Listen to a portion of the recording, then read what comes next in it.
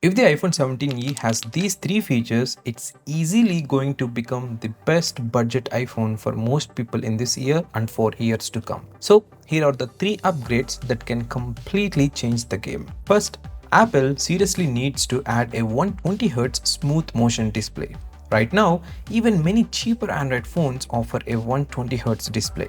But when you spend this much money on an iPhone and still get only 60Hz, scrolling just feels outdated. The moment you use a 120Hz display, everything feels smoother. Instagram scrolling, gaming, animations, app switching, everything just feels more premium. And if Apple added this feature to iPhone 17e, trust me, people are going to notice the difference instantly. Second feature, dynamic island instead of old notch. The old notch design is honestly starting to feel outdated now. Dynamic island makes the phone look way more modern and much more flagship level. And the best part is, it's not just about the looks.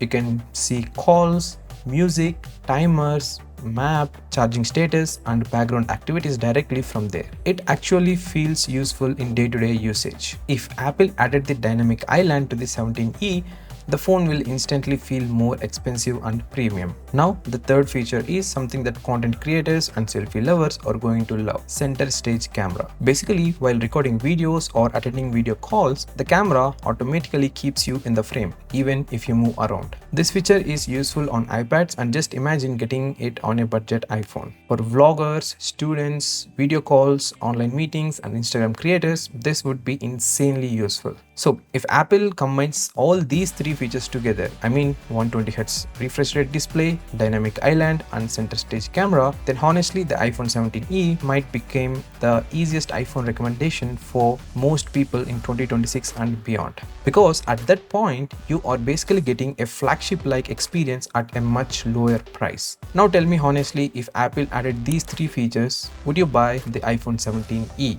For me, it's a 100% yes.